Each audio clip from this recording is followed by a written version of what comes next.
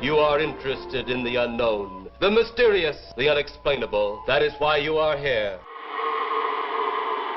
3, 2, 1. Spook. We are gathered here as advisors, as scientists. The kind of place we expect a ghost to like to wander around. Hey, we all know that we're going down, baby. I'll help you. I'm something of a witch.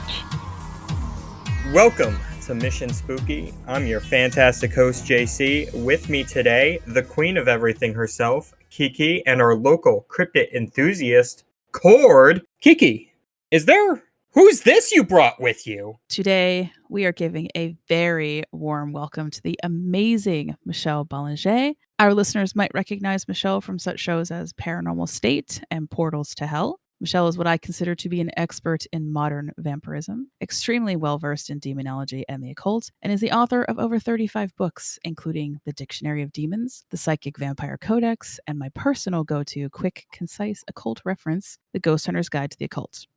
Michelle, thank you so much for joining us today. Hey, thank you for having me. This is going to be exciting. I hope so. Yeah, I'm so excited about what we're going to talk about. Subject we've never touched on at all. So how are you? Do you have anything new and exciting going on? I am hip deep in working with my artist on a solo RPG that we're trying to make sure we can get out for Valentine's Day. That is just sappy vampire romance. Like every trope, like everything, like is drippy and not silly, but just sweet. It's got a happy ever after ending and is just pure indulgence. I am very excited for this. It's called Midnight's Kiss, and I just got to see the page perfs for some of the border and the character creation, and I'm really excited. Yeah, we're all a bunch of TTRPG people here, so. We sure are. Old Vampire the Masquerade player, now a World of Darkness writer, finally. Congrats. Are you currently doing any TV spots coming up? Oh, I know I was on a couple of episodes of Portals to Hell for the new season, but I have no idea when they're going to actually air. And I filmed an episode with Kesha's new paranormal show. But again, no idea when that's actually going to make it on air. But I got to get up close and personal with some human skeletons that were used in rituals. Oh, that's fun. Yeah, other people were like, oh, are you going to touch that? I'm like, fuck yeah, I'm going to touch that. Yeah. I didn't travel this entire way for nothing. How could I not touch that? That's amazing. Right? You underestimate the power of goth in me. I like was scouring the internet in the like late 90s, early aughts, trying to find a human skull to put on my bookshelves. Goodness. Yeah. So you're my best friend now. I have handled probably close to 1,200 human remains because of being the physical anthropology major for a while. So I got to do a study on about 1,500-year-old Native American tribe that did not exist any longer. So they were in the process of trying to repatriate the bones to a tribe that was similar to that. So they were going to take care of them. Until that happened, I was at the University of North Carolina. So we had access to them to do some studies. So a lot of fun. Yeah. Bones are my jam, man. Today, we are going to be talking about getting sued for selling a haunted location.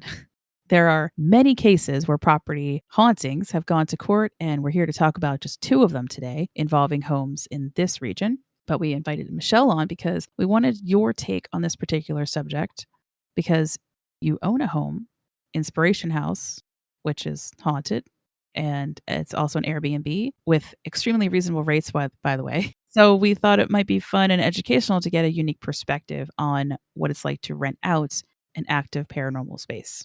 Like, I want to know the details. How did you find this place? So originally I was looking for a location near to where I live, where I could run classes that would be like weekend retreat overnight stuff. I do a lot of work with dreams and lucid dreaming, and that's the kind of workshop that it really helps if people can sleep and then like come back with like their dream journals and stuff. And that's not really something I wanted to have in my regular house. Right. And I have a great love for like Victoriana and like, late 1800s stuff. So I sort of had my heart set on like an old Victorian, maybe a Queen Anne. And there's a lot of fairly inexpensive stuff around here. I live in Northeast Ohio. And we'd looked at a place that popped up on our Zillow search that was exactly what I had been looking for on the outside. Big, old, like Queen Anne Victorian. It was a, National Historic Register thing. But when we got in the inside, there was just enough work that it was like, ugh.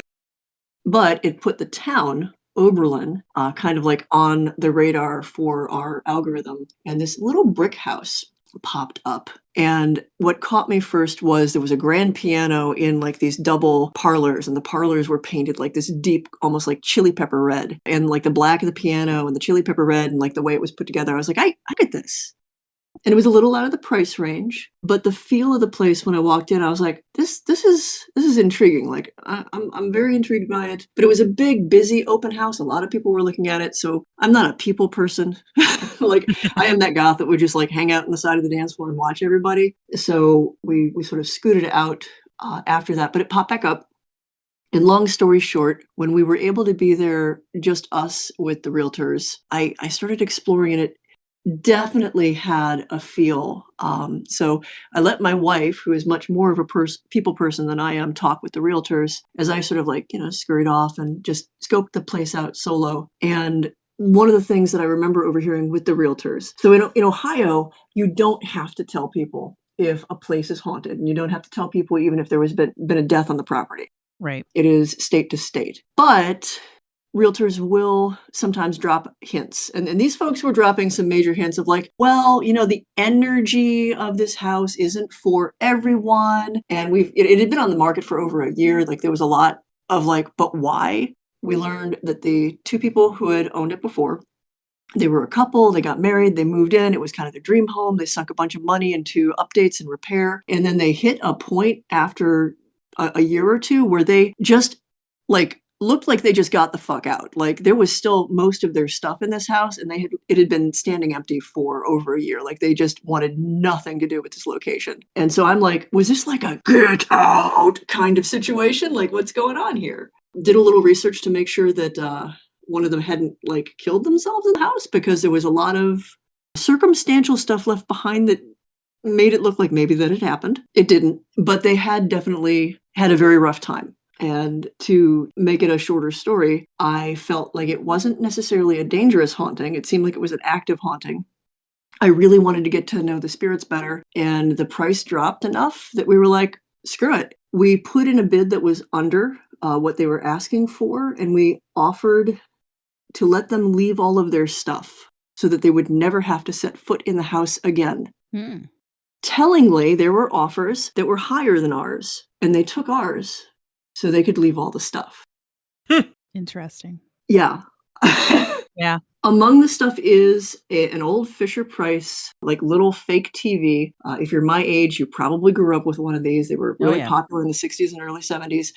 And we were going through all their stuff to go, okay, garage sale, Goodwill, give to friends, like what's actually worth keeping. And this thing started playing on its own. At first we were like, did we just jiggle the floors the right way? Like what's going on? Consistently, of all the things that they left behind, this thing plays on its own in ways that kind of defy what I think of as coincidence. Like I've tried jumping up and down in front of it. I've tried jiggling it. I've tried pretty much everything to be like, is it just broken the right way? And it will seem to respond to you. It will play usually as a greeting when I first come in. We've had so many people stay there where it just starts to spontaneously play, especially if they're talking about the residents of the house. It would be creepy if anything else happened after that, but it's just random thing plays. So they definitely had something going on.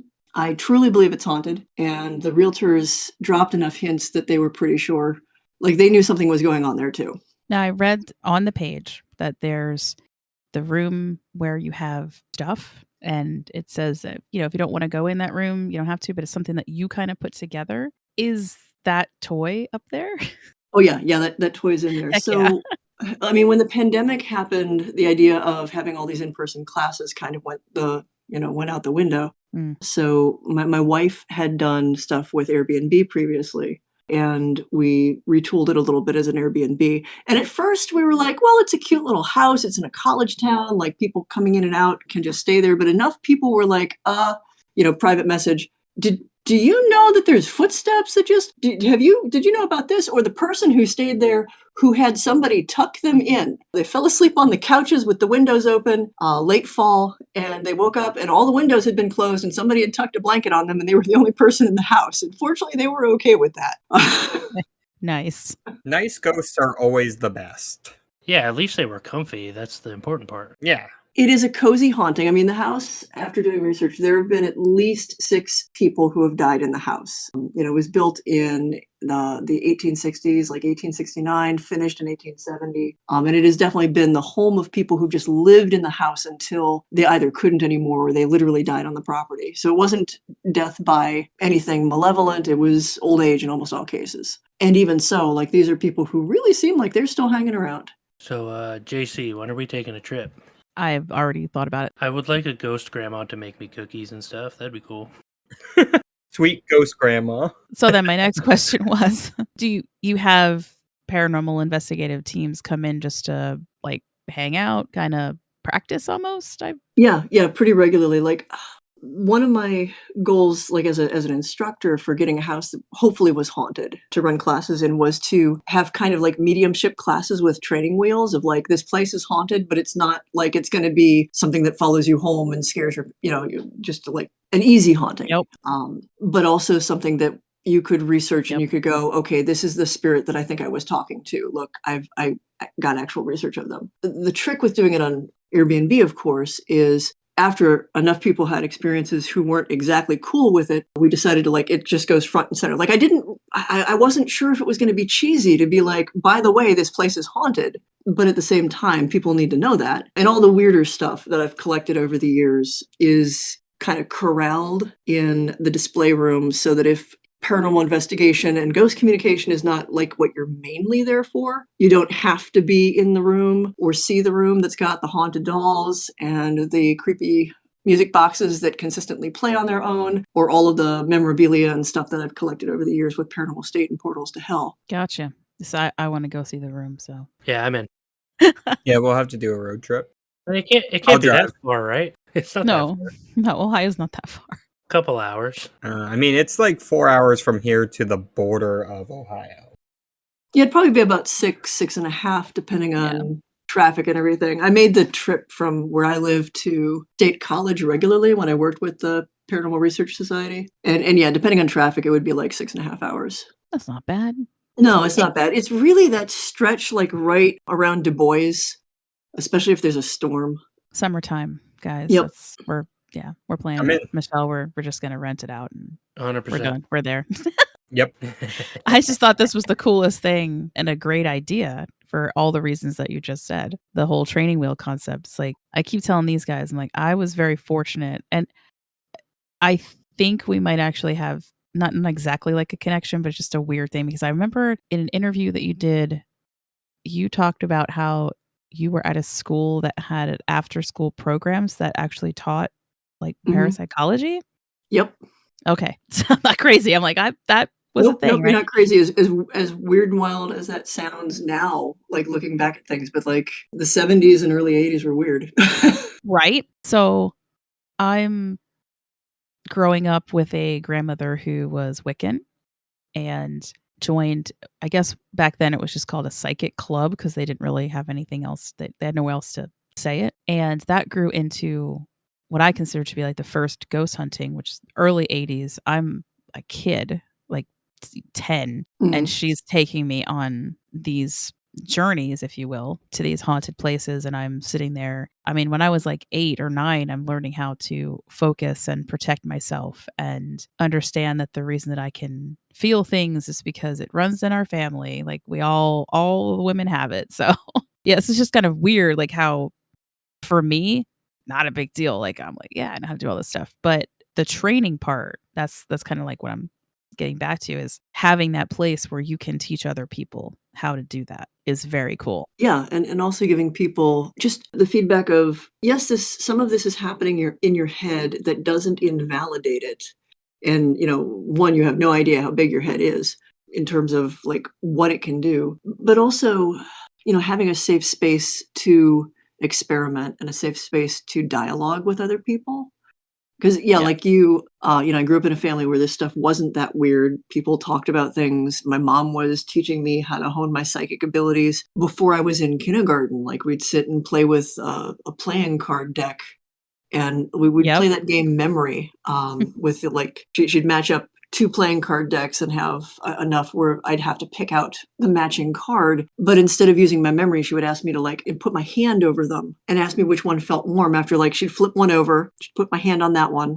And then she'd put my hand slowly over all the other face down cards and tell me to flip over the next one that felt right. Yep. Exactly the same thing. My grandmother had, I guess the first cards that were developed. Oh, the Zener cards, probably. The circle, Yeah. square, squiggly lines. You got it. Yep. That's what I practiced with when I was a kid. It's crazy. My grandmother read a little bit too much Stephen King. So she was certain that if we were too loud about it, that the government was going to come and take me away and experiment on me, which the only thing that's a little creepy about that is years later, I got to work with the folks at the Rhine Institute because of a Joe Rogan show, which is a completely different story that I don't want to get into because it wasn't Fine. fun. But the talk with the folks at the Rhine Institute was great. And John, who runs it currently, was like, "Oh, well, if you got these abilities, why didn't you ever get tested when you were younger?" And I was like, "Well, my gram had this thought that if that happened, it would get me on some list." And he's like, "Oh, when about was this?" And I'm like, late 70s, early 80s. And he just sort of very casual was like, "Oh, yeah, no, that could have happened." I'm like, "Don't tell me that. I just assumed she was nuts." That's great. Well, and then synchronicity being what it is. Sally Rhine Feather so the Rhine Institute is where those Zener cards come from. J.B. Rhine is the fellow who developed them with Zener in the 30s. Sally Rhine Feather ended up staying at Inspiration House. Didn't realize it was a haunted house, didn't realize I owned it, was just there because her grandson happens to go to one of the colleges in the area. Oh, gosh. Found all of my stuff there, called us, contacted us through Airbnb, and we ended up having this lovely hangout. Oh, my gosh. That's life funny. is just freaking weird. I love when stuff like that happens. It's great. So I'm gonna get into a couple of these stories because I was actually pretty super blown away by the New York one, which I'm gonna start with because it's my personal favorite. It is the Ghostbuster rule of New York. Are you familiar with this one? I mean, I've watched the Ghostbusters. Oh boy, JC. No, not quite. But it is definitely named after the movie. I'll give you folks a brief synopsis of this haunted private home at 1 Levada Place in Nyack, New York. Interesting side fact, Nyack is right across the water from Sleepy Hollow, and I've actually stayed in Nyack. The 18-room Victorian was purchased by the Ackley family in the 1960s. It was vacant and in disrepair then, and local kids had already started the rumors that the house was haunted, which I think is funny because there were two places when I was a child that were kind of exactly like this, old Victorians that unfortunately had fallen in disrepair. And of course, the first thing that we thought of was, that place is haunted. Turns out that might not be incorrect. Helen Ackley, she's been interviewed by the local paper twice to specifically talk about the hauntings in her house, reporting that there were 5 distinct ghosts.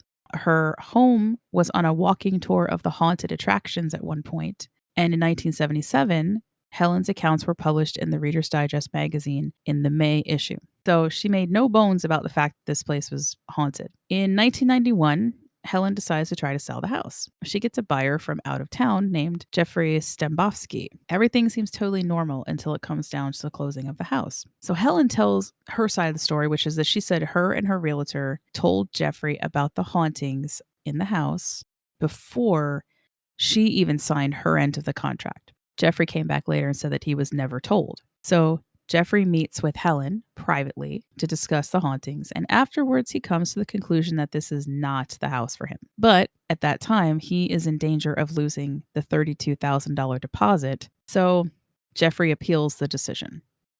And much to my surprise, New York decided in favor of Jeffrey, stating that caveat emptor did not apply in the case of haunted houses, since there was no amount of inspection that could reveal the presence of ghosts.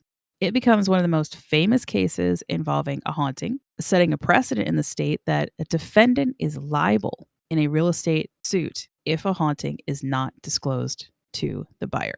What? I'm floored by that. I'm absolutely floored. It's real. Really? Yeah, I know, guys. I know you two are probably like, what? That's a little bonkers. I mean, I get it, but I never thought that would be like an actual thing. So New York goes on a little bit further. They do say that in cases like this, if it seemed as though, and I don't really want to put anything on Helen, she is no longer with us, but it appeared to the court a little bit too that she had specifically hired a realtor outside of Nyack and even outside of New York to make sure that she got some buyers who maybe didn't know the area that well because the house was so famous, like in the area. Mm-hmm. But while Jeffrey didn't want the home, there of course was an abundance of people who did, including the amazing Kreskin, who I'm sure Michelle knows who that is, but you two probably have no idea who that No guy idea. No. And I'm like, Nope. he must not be that amazing.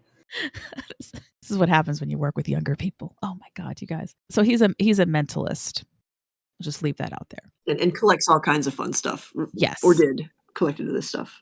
Yes. And he wanted it really bad. And for that reason, he was going to use the house as sort of a museum for all of the stuff that he's collected over the years, paranormal things. So he did not get the house, though. She decided to sell it to a young couple. There is a book available. It's published in 1995 by Bill Merrill and Glenn Johnson. And it talks about one ghost in particular, who is Sir George. And the book is entitled Sir George, the Ghost of Nyack. So for listeners who want a little bit more about that, the house was resold in 2016 for $600,000 over the comparable home price, coming in at a whopping $1,770,000. Well, I mean, these days, for the right buyer, ghosts are a feature, not a flaw. Yeah. Exactly. Yes. It would be a flaw for me. Look, I'm into spooky stuff. I don't want to live with no ghosts. They ain't paying rent. They got to get out. In our house, they're invisible roommates who don't pay bills. Right? Yeah. I mean, honestly, though, like, I kind of get it. It kind of seems like she was shady about the whole thing. Like, she knew. Like, she was trying to be public about it being haunted. And then when she was trying to sell her house the first time, she didn't want people to know. It kind of seems like she was being shady about the whole deal. Yeah, and I mean, it raises the question of, like, what does a haunting do for your market value? I mean, Is it about perception? Because so much about, like, assessing a house's, especially, like, the street value is just how does it look from the street? And, you know, is it creep factor could kind of be figured into that. I mean, look at what we've just recently seen with the house, the Conjuring. Yeah. oh, yeah. And it's not anything grand to look at, but it's like over $1 million because people are interested in the haunting. I would tend not to go near that place. Yeah, I remember when the Amityville Hororhaus went on the market, and there were some people who were just like, oh, hell no, and others who were just jumping at the possibility. Yes, please. I would 100% buy it because it's obviously not haunted. Hot takes with JC. Yeah, JC has a really hot take. I worked with and I knew Lorraine Warren, and I heard her stories about the place, and I've got thoughts. They are largely dissenting thoughts. Dissenting from JC? No. Oh, okay. no, agreeing with JC. That's one of the other things about haunted places is, like, it is, with what we have, even with any, assuming even, like, you know, what paranormal investigation has managed to bring into its wheelhouse, there's still no way to definitively prove or disprove that a place is haunted. Yeah. Right. Agreed. I also feel sometimes it's dependent on the type of haunting. So even if you could say, okay, this place is definitely haunted, maybe it's haunted by someone who is a relative of the current owners and is like the haunting's kind of peaceful and nice because they're with their family. And as soon as the family leaves, that spirit moves on. Then it's no longer really haunted. Or it becomes a different type of haunting. So it's very much like depending on the person. If you have like a very calm and kind of organized household, and then the next family comes in and it's a lot more argumentative and chaotic, which is like my family, that could stir things up Yeah. that the previous family never had to deal with. So then how do you prove that the previous family even knew the house was haunted? And hauntings don't have to only be a house. So one, it's not like American Yeah. Horror Story where a haunting is because somebody died in the house and they are only in that house and they can't leave. Like, it doesn't really work that way unless the spirit themselves fully believes that. Their perception has a lot more to do with like what they haunt and how they're stuck than anything else. It can be an object, it can be a person. So, it could have been a person living in the house, and whatever spirit or phenomena is more attached to them. Once they're gone, it goes with them. Mm-hmm. Right. I think the New York ruling is really based off of the fact that she just played it up. Yeah, she seems shady. Well, and in that case, I would say that although it's about haunting, a lot of that ruling is more about perceived property value. Yeah. Now, the next one is the flip side of that, and that's Yeah. in Pennsylvania. Of course it is. Pennsylvania Yep. and Ohio are both incredibly haunted states. To quote a game on Critical Role, what the fuck is up with that? You're welcome, world. Yeah, it is. Yeah, as JC and I kind of decided to do this podcast, and we laugh because it's like we haven't even touched on like an eighth of what goes on in this state. Oh my God, there's so many things. Yeah. And there's ones that we won't ever touch because they're just, to me, they've been overdone. Like, I'm sorry, Eastern State Penitentiary. I don't care. Like, I'm sure it's creepy. I'm sure there's stuff there, but everybody talks about it. So we've been trying to focus on like Lesser known things. Yeah, the little weird ones, and Like the squonk. Yeah, the one That's a time cryptid. I was there, it was so cold. Like, I was not prepared for how cold it was. So mostly I remember being really freaking cold. But they did give us access to tunnels, Ooh. which was interesting. But yeah, so I guess that's what happens when you work with somebody like Jack Osborne, who can kind of like be like, my psychic says that there's some underground stuff here. Is there? And they're like, we're not allowed to let people down there, but yeah. Right? Yeah. So, quick aside, Jack seems like a totally cool person that I want to hang out with. So, truth? Yeah. Honestly, I hope he doesn't take offense at this, but he's kind of like the living embodiment of Samwise Gamgee. Oh, yeah. He's just a big roly-poly, huggy guy, goofy. Like, he's been through some shit. He will be happy to admit what he's been through and what he's gone through to get out the other side of it, and is just really supportive of his friends. Pretty open-minded. I love how he supports Katrina and me, especially in an industry that's not always keen on boob-bearing people on camera. Yeah. Mhm. We could have a whole episode just dedicated to that and my feelings on it. Katrina was in Paranormal State. Yep. Yeah, and she lives, she's Philly-based. Yeah, and I didn't even, like, it took a while for me to click that. I was looking at the Portals to Hell, and I was like, what Katrina? Oh my gosh, I knew who that is. Yeah. And they came up in an episode we did about one of the haunted theaters that they had been in out in near Kutztown, I think. Anyway. I do know Paranormal State is one of the reasons I got into the paranormal. I love that show, the first couple seasons. Yeah, we knocked down a lot of walls. Yeah. And we got the fuck out once they started pressuring us to get, I'm going to use air quotes, which you can't see, more evidence, because they wanted good paranormal TV, but not necessarily genuine paranormal TV, because they really didn't like hearing that sometimes you don't get evidence, and you can't just go to a place and expect the ghosts to get up and dance a jig. Like, that's just not how it works. Thank you. We've had that discussion many times on this podcast. We sure have. So, the Thornton Murder House, as it is called. Hoo-hoo. I know, right? Sounds great. This is why every once in a while we get trapped into the true crime. I don't understand it. But anyway, this one's kind of complicated. In February of 2006, the owner of a Thornton, Pennsylvania home on 12 Pickering Trail. Keep that in mind because I have to look up Pickering Trail. Apparently there's some other ghosty type stuff that goes on there. This guy, he murdered his wife and then he turned the gun on himself. So murder-suicide. So the home is sold at a reduced price and it's sold to this other couple. And I don't think the couple stayed longer than 6 months tops before they turned it around and they make a profit off of it. Okay. They sell it to this family, the Millikens. They knew for 100% certain about the murder-suicide, and so did the realtor. They did not disclose it to the new owners, the Millikens. It's not until details of the murder are revealed to their teenage children on Halloween night, a year after they've already been living in the house. Oh boy. Right? Oops. Not the best time, really, I guess. Or is it the This best? is like the setup to a Netflix series. It is. Oh man.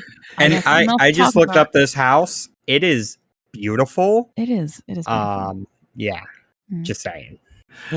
I was just thinking, like, mom and dad gather the kids up. It's just like, you guys want to hear a story for Halloween? No, it's worse than that, actually. They get told about it by their friends from school. Oh, Yeah, they're like, that totally struck me as like you're out at a party for Halloween and like the kids break out light as a feather in the Ouija board and like your neighbors are like, do you know you live in the haunted house where the guy killed his wife and himself? And you're like, the fuck? yes, exactly the way I pictured this happening as it was like, as I read it. I was like, oh my God. But here's the thing. The families already started to have really weird issues in the house for the entire first year that they're living there. For example, the sound of a trigger being clicked. That one creeped me out. Yeah. Especially if you have no idea that this was the murder-suicide was by gun. that's a bit problematic. Yeah. The feeling that someone is sitting next to them in the master bedroom while they sleep. That is where the murder took place. Oh, that's joyful. Yeah. I call them children, but these are teenagers. They're like 14 and 16, I think, at the time. The children seeing something they kind of described as a black mist and hearing footsteps behind them while they're walking down hallways. And on 2 occasions, their son, who was 14, saw a dark figure with, quote, frightening face, and would kind of mark these occasions down, and later found out that the second time that he saw this was on the anniversary of the murder-suicide on February 11th, 2008, the second year anniversary of the suicide.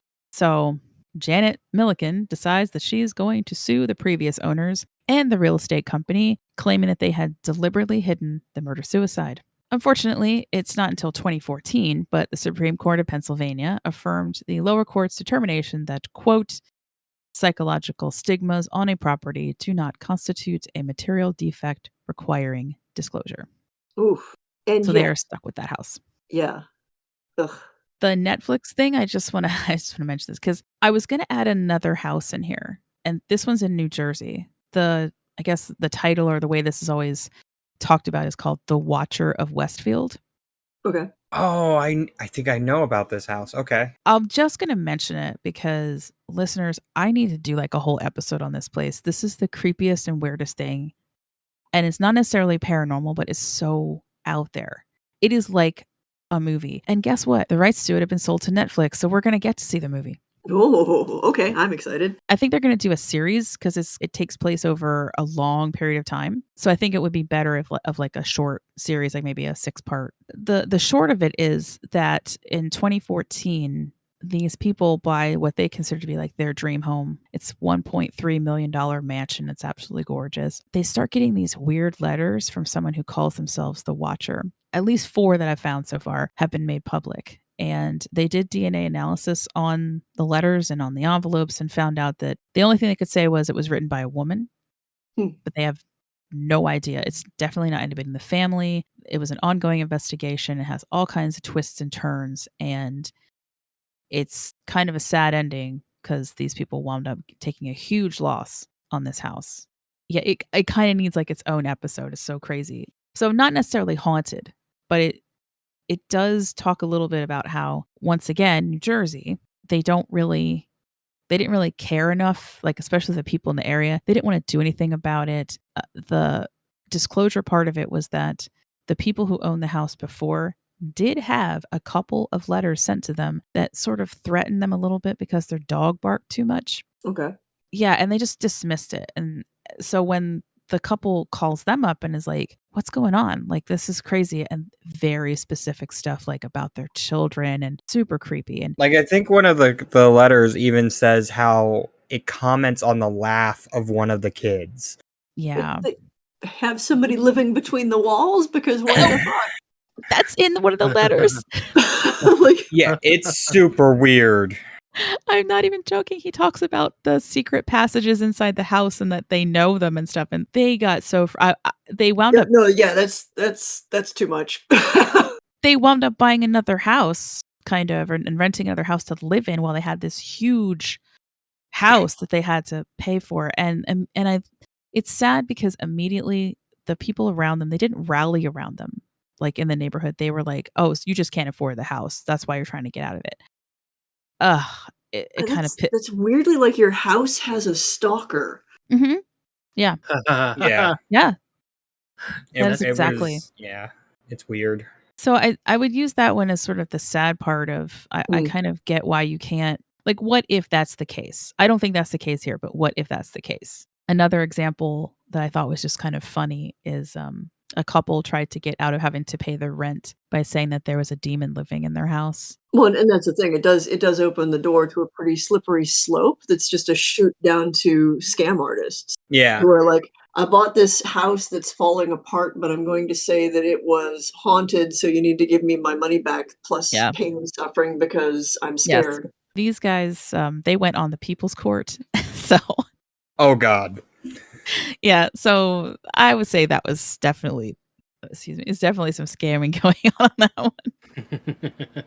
I mean, I live in an apartment where it's lightly haunted. I've never once said to my landlord, "I'm not paying you because there were too many footsteps last night." Oh yeah. But Jason's now house is haunted. I'm gonna start looking at court cases and seeing if I can maybe get through this. A lot of it depends on what state you live in because Mhm. some states require disclosure if there was a murder or if there was a death, depending on the type of the death. And I'm trying to remember which state like passed it first. And I did not look this up, so I could be wrong. The first state that I remember being told about passing it was California, which sort of makes sense. But again, I didn't double check if that is the factual truth. Yeah, and here's the funny part. I did all the research except I was like, just look it up. Whatever state you live in, guys, just Kiki didn't do Zillow that for you. actually has a pretty comprehensive list that goes by state and then direct mention to paranormal activity in the state law. Most states are no. Court decisions related to paranormal activity, and it will break that down per state, and then any statutory language. So if there's like murders or suicides or whatnot. But yeah, Zillow has that on their website. So That is a quarter of Zillow I did not find. Now, to be fair, I was leaving most of the details of that to Illyria because I'll either get like super sucked into something like that or just so bored that I never respond to emails for like the next 5 months. Like there's no in between. That would took so long to get you on here. No, I'm just kidding. Wow. I'm just kidding. I also want to mention real quick, there is a website called diedinhouse.com. I think you might actually have to pay for the information, but it's there. The info is honestly pretty easy to dig up, no pun intended. If you have access to like county archives and things. If you so the way that we figured out stuff with Inspiration House, I mean, first I just wanted to experience the house without any kind of front loading or prejudgment. So I just knew the people who owned it before us. Gotcha. And then after about a year or so, I had a couple of other people do research for me. It's one of the ways I sort of self-check with the psychic stuff. Yes. I'm a rare combination of psychic and skeptic in the sense that I really feel it's important to be objective about stuff and to like double check, and that the person doing the psychic stuff is not the person who should be doing the research to confirm or deny the accuracy of the psychic stuff. But so we first went to the archives to find like who'd owned the house and sold the house, and like all of that's public records, and we could get stuff all the way back to when the house was bought of like all the different names that it changed through. And if there's like a local historical society, there's usually more information about those people. And then it's a really easy step from there to look up their birth and death certificates. With the full knowledge that we didn't have death certificates until a certain point. They became much more standard in the 20th century. So like one of the folks that we're pretty sure died on property is like right in that window so that there isn't actually a death certificate. So I can't say for certain that he died there, but absolutely everything points to it.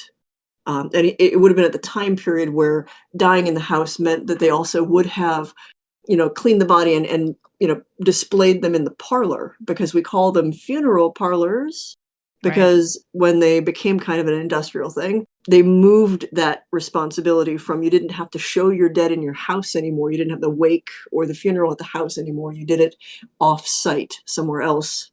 I didn't know that. Yeah. Yep, it's a funeral parlor because you used to always put your dead in your parlor. Some houses would have a specific door that the dead only came in and out of that door. Yep. And there were some questions with Inspiration House whether or not we had that, because there's a section of the house, actually that display room, that has 2 doors. But it's more likely because it was built to be used as an office, where actually commerce, because the son of the people who owned it at one point, like there was a person who was mayor of the town and he'd worked as a justice of the peace. Like a bunch of people did business in and out of that house and basically had a home office that had, I guess, a door for coming and going. Yep.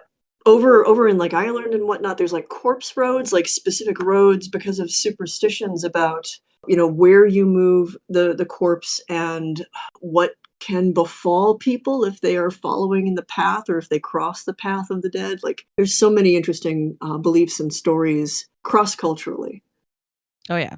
That's again, that could be a whole other episode. So you just have to come back and talk about that one next time. But no, seriously, that's a really cool subject that I've been looking into myself with all it was because there's also guys would be in charge of watching the dead in your parlor, and they used to play really nasty tricks on each other, like moving the body. And there was a whole thing about that. It's not a nice thing to do, but I remember there was one that I read where someone actually had a heart attack because it was an older person and they legit thought that the corpse was like getting up and walking away. I'm trying to remember the technical term for it, but there's a spasm that can happen in the course of rigor mortis and whatnot, where the muscles in the torso spasm and the dead will just sit up. And it empties all of the air in the lungs because of the spasm of the diaphragm. So like they make this noise as they're doing it, which I'm sure has contributed to a lot of spooky stories about possessed corpses. I would literally die. I would be sitting there watching, doing whatever. That would happen. I would scream and die. Yep. Yeah, it probably also led to some very serious trauma. Yes.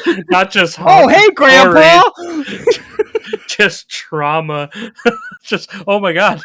Yeah, I think this was called Death Watch Dares or something to that effect, because it was always something like I dare you to do whatever.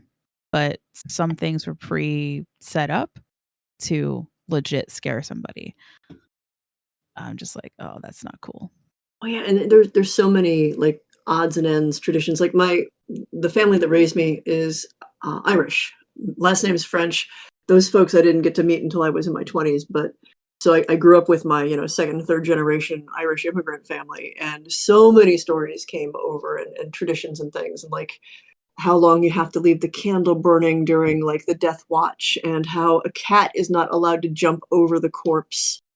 Actually, there's a couple of traditions where if a cat jumps over the corpse, that's how you get a vampire. Oh. Oh man, did we not talk about that one? I don't think we did, because that sounds new to me. I mean, I only pay attention to like 30% of what you say, Kiki. Thanks. But that one sounds new to me. Yeah, we did not talk about that, at least the last vampire episode. I mean, take it with a grain of salt, because if your parents had sex on a day of abstinence, like Christmas, and you were conceived, that's also how you come out a vampire. Yes. I do believe we did talk about that. Wait. We did vampires in Pennsylvania. Holidays are days of abstinence? Yeah, in the old church, there were specific days where you were not allowed to have sex. You were supposed to be fasting, holy day, blah, blah, blah. Yeah. And if you broke that by boning, you boned your kid, who would come out strange. Oh, well, I'm strange, but I don't know if that's the reason why. Better ask your parents, Cord. I won't. My mom always tells me that I was a birthday present. So her birthday's Okay. not a holiday, so I think I'm okay. I was Just dealing with the trauma of knowing that. I was kicked down the stairs. I wasn't abstinent. I wasn't abstinence day conceived. I was just kicked down the stairs. It's fine. Wow. God, Cord. Yeah, I don't know if it's something like hippie parents, but like my mom felt the need to like point out where I was conceived, like drove me past the house at one point. I'm like, I really could have been fine without knowing that. That's great. I mean, I figured it was a dorm in Kent State because you were a college student, but cool, it was off campus. I thankfully have no idea about where I was conceived. Thank you. Thank you. All I know, my birthday is Halloween, so Oh, lucky.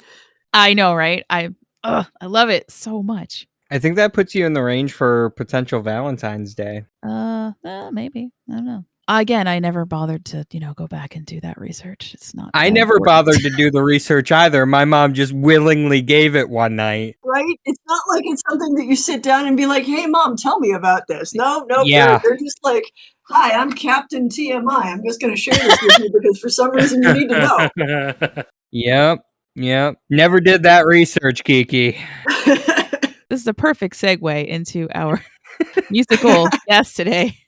Speaking of inappropriate mothers. Oh no, Valentine's Day. That's where I was going.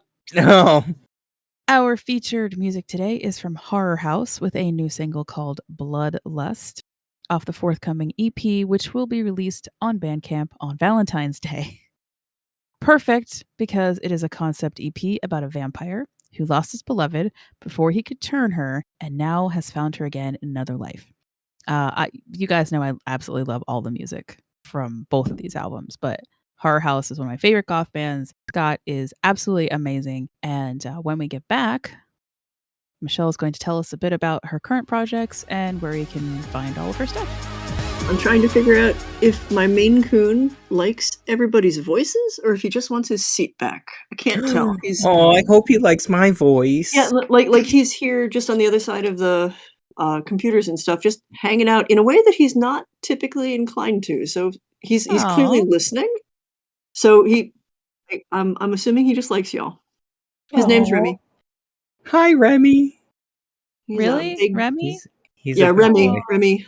Like Gambit, only actually named after a character in one of my books. We know a little bit about your new latest project, which comes out on Valentine's Day. You've got a ton of books out. Where can we find those? Oh, well, everything, if you want them signed, are up on my website, which is my first and last name, michellebelanger.com/store. That's where there's sort of an overwhelming amount of things because I do a lot of stuff. So there's like homemade incense that's recreated from like 3,000-year-old recipe and a bunch of other weird stuff that I do. All the classes that I offer, largely thanks to the pandemic, which are online and available digitally. I do teach a bunch of stuff, and if you like want a community to hang out with, shoot the shit with, and I'll learn and kind of just interact with, that would be my Patreon, patreon.com/haunted. And then we've been getting the rights back to some of my earlier books, and the one that we just re-released is Haunting Experiences. It's pretty much on topic with this because it is my early investigations, ghost experiences, things like that. Just it had started off as just me telling ghost stories, but the twist being they were real things that I lived through or heard from family members and investigated. But it turned into also sort of a story of like how I got to where I got in terms of believing it and doing all this weird stuff. So that is out on like Amazon and all of the other places and my website. And yeah, working on that, working on the game stuff, hanging out occasionally with the Nox Arcana folks. That's the music.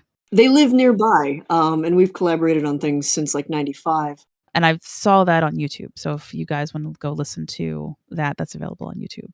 And of course, I follow you on Twitter and Instagram and all the other places too. So yeah, right. Lately on Twitter, I have been pretty spicy. There's been a lot of stuff that's had me riled up. I think you keep it up. I am all for people need to argue. I mean, Yeah. not violently, but I'm tired of people being polite. Some people have dumb opinions, and they need to be told about their dumb opinions. That's just how it is. I also believe that anger is not a bad thing, especially when harnessed properly. And people who tell you to be ashamed of your anger or suppress it is they're just afraid of what you can do if you actually figure out how to use it. Yeah, and once I don't promote violence, I hope you don't either. At least, No. yeah. By anger, Okay. I mean like the spark that gets you to actually do something, rather Yeah. than just sit there and grumble about it. Yep. That frustration. That's like, let's get this done. Let's do this. Yeah, I Man. love that. I took advantage of that literally last night and it saved me from like firing someone at work. I mean, I'm an old school goth, so I'm used to sitting around and just going, everything sucks, the world's shit, it's all like we're all going to die. But also, I'm the old school goth who would be doing activistic work to like try to change that. I don't know. Yeah. I do want to promote one of the books because it's that you have on your website. It's something that I feel I could even like actually read. It's called D is for Demon. Yeah. I'm going to be buying this because it sounds fantastic. It's a picture book for adults. It is a demon picture book. It's what happens after doing the sort of research that I did for the Dictionary of Demons, where I was like reading 16th century Latin in German block script on a digital manuscript, trying to track down something that had been misquoted for like centuries. And like after a while, I was just sort of like barking at the walls, kind of overworked.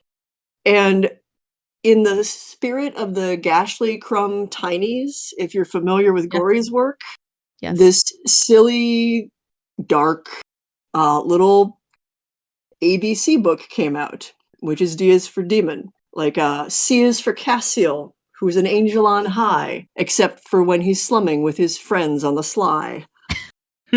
Absolutely love it. I'm in. I know, right? Yeah, I'm signing up for so I can get it. I am going to be buying this.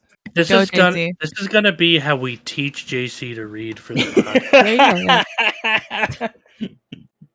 So the ongoing joke from day one is that JC doesn't read, that he's illiterate. That I don't know how to read, yes. And that's why he does no research for the podcast. It's one of the reasons. I mean, sometimes it's really helpful to have somebody who's got no context whatsoever, because you'll think to ask questions that if you're steeped in it, you don't. Exactly. That's why I'm good at asking questions that Kiki doesn't want me to ask. Are you? Are you good at asking questions? It's not usually pertaining to whatever she's talking about, but yeah. Michelle, thank you so much for coming on the show. It's been fun. For me. No, this has been delightful. I was like, long pause. No. I was like, do I talk yet? Okay. Okay. I was like, it's just me, right? No. This has been a great collision of different things that I'm into, and just fun. This was fun. Thanks. I hated it. Anyway. No, I don't know if you've noticed. I'm not the sort of person to like mince words. If I didn't like it, I'd tell you. Yeah. Great. Taking us out once again is going to be Hororhaus with their new single, Bloodlust. And as always, stay spooky and don't die. But if you do, contact us. And that is 555 get dead. That is 555 get dead. Corpse is a corpse, of course, and no one can talk to a corpse, of course, unless, of course, the corpse is here at Mission Spooky.